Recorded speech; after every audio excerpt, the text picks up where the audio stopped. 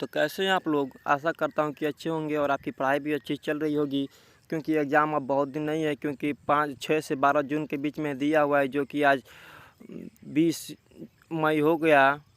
तो आपको बहुत ही कम समय है, क्योंकि अगर समय कम है तो आपको तैयारी भी बहुत तेज़ी से करनी होगी, नहीं तो आपका सब्जेक्ट सिलेबस पिछुआ जाएगा, तो आपको एग्ज़ाम में हानि हो सकती है। तो चलिए देखते हैं कि क्वेश्चन में क्या दिया हुआ है और क्या करना है। तो यहाँ पर हम देखते हैं कि दिया हुआ है कि 500 किलोग्राम की एक क्रेन 36 किलोमीटर प्रति घंटा के वेग से 50 मीटर की त्रिज्या से मूर्ति अभिकेंद्र बल होगा।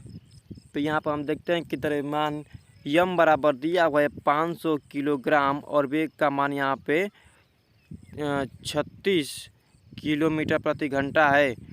तो आपको मालूम होगा कि जो वेग होता है उसको किलोमीटर प्रति घंटा से मीटर प्रति सेकंड में करने के लिए 5/18 से गुणा करते हैं, और जो वेग मीटर प्रति सेकंड में है उसको किलोमीटर प्रति घंटा में करने के लिए 18/5 से गुणा करते हैं। तो आपको ये याद होना चाहिए। तो यहाँ पे हमने भी का मान मीटर प्रति सेकंड में करने के लिए 5/18 से गुणा किया, तो इसका मान जब 36 में हम 5/18 से गुणा करते हैं तो इसका मान 10 मीटर प्रति सेकेंड आता है। तो और जबकि क्वेश्चन में दिया हुआ है आर बराबर यहाँ पे 50 मीटर त्रिज्या, तो यहाँ पे आर बराबर जो कि त्रिज्या है 50 मीटर है। तो आपको सूत्र जरूर ही याद होगा कि अभिकेंद्र बल जो होता है एफ बराबर mv² बटा में आर होता है, जो कि यहाँ पे भी वेग है और आर त्रिज्या है। तो जबकि यहाँ पे तीनों का मान दिया हुआ है आपको यहाँ पे, क्योंकि भी का मान यहाँ पे 10 मीटर प्रति सेकेंड है और एम का मान 500 किलोग्राम है और आर का मान 50 है। तो इस प्रकार अगर आपको सूत्र याद हो तो सवाल करने में कोई देरी नहीं होगी और सीधा आप सूत्र पे रख देंगे तो ये इसका आंसर आ जाएगा। तो चलिए देखते हैं कि जब इसका हम मान रखते हैं तो यहाँ पे क्या होता है। तो जब हमने एम का मान 500 रखा और भी का मान जो कि 10 है, तो यहाँ पे स्क्वायर है, तो हमने 10 का स्क्वायर किया बटा में 50 किया। तो जब यहाँ पे हम इसको अलग 10 × 10 लिखेंगे तो यहाँ पे 50 जो है वो 500 को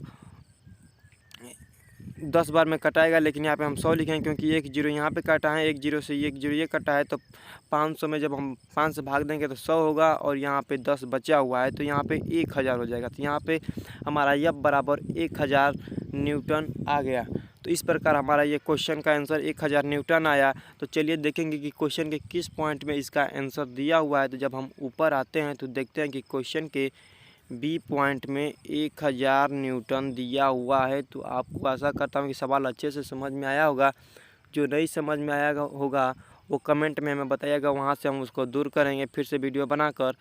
तो आप लोग ऐसे ही पढ़ते रहिएगा, क्योंकि पढ़ाई नहीं करेंगे तो एग्ज़ाम बहुत ही नज़दीक आ चुका है, जो कि आपके लिए घाटा हो जाएगा अगर सिलेबस पूर्ण नहीं करेंगे। तो वीडियो देखने के धन्यवाद और चैनल को सब्सक्राइब कर दीजिएगा अगर वीडियो अच्छा लगे तो।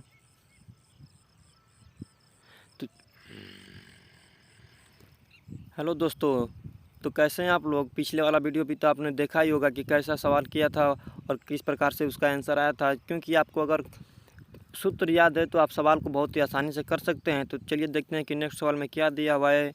तो देखते हैं यहाँ पे दिया हुआ है कि दो लेंस जिनकी शक्ति P बराबर +12 तथा -2 डायोप्टर है, एक साथ मिलाकर रखे जाते हैं तो संयुक्त लेंस की फोकस दूरी कितनी होगी। तो आपको मालूम होना चाहिए कि संयुक्त लेंस की जो क्षमता होती है यहाँ पे P1 बराबर +12 दिया हुआ है और P2 बराबर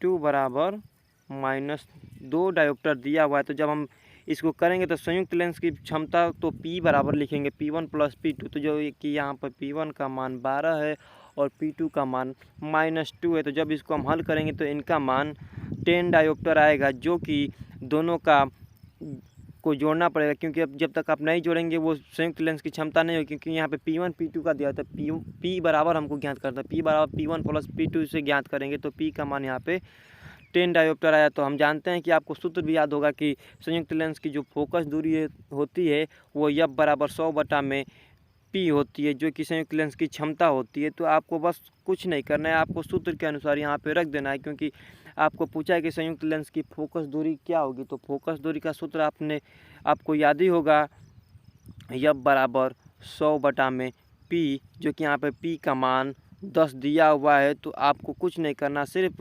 100 बटा में आप यहाँ पे 10 कर देंगे तो जिसका मान यह बराबर 10 सेंटीमीटर आएगा, क्योंकि फोकस दूरी का मान हमेशा सेंटीमीटर में आता है। तो आपको याद रखना चाहिए कि अगर मीटर में है तो उसको सेंटीमीटर में लाना पड़ेगा। तो यहाँ पे एफ बराबर 10 सेंटीमीटर आएगा, जो कि बहुत ही आसानी से आ गया, जो कि आपका 4 नंबर का सवाल बन गया। आपको एग्ज़ाम में 4 नंबर ज़रूर मिल जाएगा। ऐसे सवाल 1 या 2 ज़रूर पूछे जाते हैं, क्योंकि 25 जो फिजिक्स का होता है उसमें इस प्रकार के ही सवाल पूछे जाते हैं। वो और v बराबर u प्लस AT द्वारा जो हल होता है वैसा भी सवाल आपको पूछा जाता है, जबकि हमने पिछले वाले वीडियो में हल कराया है। आप लोग पिछले वाला भी वीडियो देखते रहिएगा। तो हम चलते हैं नेक्स्ट सवाल में कि उसमें क्या दिया हुआ है और क्या करना है।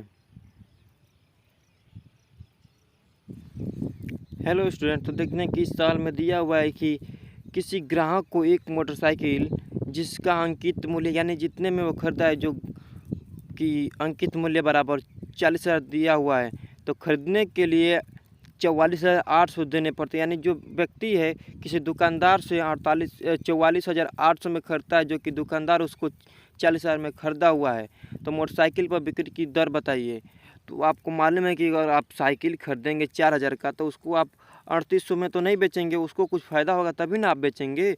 तो यहाँ पर दिया हुआ है कि जो अंकित मूल्य उसका है जो 40,000, यानी दुकानदार 40,000 में खरीदा है और किसी और को उसको 44,800 में बेचा है। तो आपको मालूम होगा कि अगर आप साइकिल खरीदेंगे 4,000 का तो आप उसको अधिक दाम में ही बेचेंगे, क्योंकि आप दुकानदार हो तो आपको अधिक दाम पर बेचेंगे तभी आपको फ़ायदा होगा। क्योंकि आप लो दाम पे बेचेंगे तो आपको घाटा हो जाएगा, जो कि आपके लिए नुकसानदेह है, क्योंकि आपका जो बिजनेस है वो डाउन हो जाएगा। तो आपको कुछ महंगा ही बेचना पड़ेगा। तो यहाँ पर दिया हुआ है कि अंकित मूल्य बराबर 40,000 है और जो विक्रय मूल्य है वो 44,800 है। तो अतः बिक्री कर का मूल्य यानी दुकानदार को कितने रुपए का लाभ हुआ, तो लाभ ज्ञात करने के लिए हम जानते हैं कि विक्रय मूल्य माइनस क्रय मूल्य। तो यहाँ पे 44,800 है माइनस 40,000 करेंगे तो 4800 यहाँ पे लाभ होता है। आप देख सकते हैं कि बिक्री कर का मूल्य 44,800 माइनस 40,000 करेंगे तो 4800 आएगा, जो कि यहाँ पर बिक्री कर का मूल्य है। तो आपको यहाँ पर ज्ञात करना है कि बिक्री कर की दर ज्ञात करना, यानी कितने दर पर बिक्री किया है। तो आपको बिक्री कर का दर ज्ञात करने के लिए बिक्री कर का दर बटा में अंकित मूल्य गुणित 100 करना पड़ेगा, क्योंकि यहाँ बिक्री कर का मूल्य आपने यहाँ पर जस्ट ऊपर 4800 ज्ञात किया हुआ है और अंकित मूल्य आपको मालूम है कि 40,000 है और इसमें गुणा करना है 100 का, तब यहाँ पे बिक्री कर की दर ज्ञात होगी।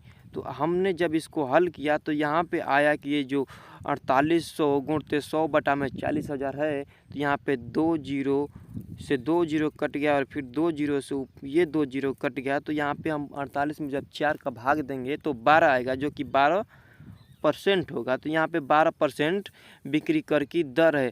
तो आपको मालूम होना चाहिए कि ऐसे सवाल जो होते हैं वो बहुत ही कॉम्प्लिकेटेड होते हैं।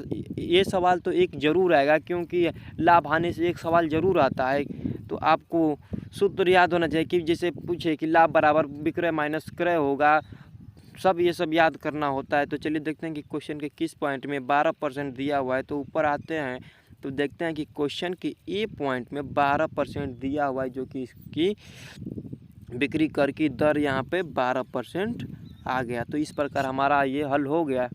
तो आपको मालूम होना चाहिए कि दर क्या होती है, लाभ क्या होता है, हानि क्या होती है। तो इससे आप बहुत ही आसानी से ज्ञात कर सकते हैं। तो आशा करता हूँ कि वीडियो अच्छा लगा होगा। अगर कहीं भी कोई दिक्कत हुई होगी तो कमेंट में हमें बताइएगा, उसको हम दूर करेंगे। वीडियो देखने के लिए धन्यवाद। अगर हमारा वीडियो अच्छा लगा तो चैनल को सब्सक्राइब कर दीजिएगा, बेल आइकन को दबा दीजिएगा। धन्यवाद।